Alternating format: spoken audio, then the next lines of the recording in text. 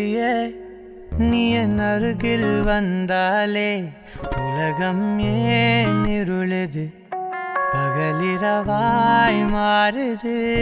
வளைவினில் எல்லாம் வளைந்து தொலைந்து போவேனானே நீயே வெண்பனியே தீயின் சுவையும் நீயே உன்னில் மெதுவாக பயணங்கள் போல தொடங்கிடவா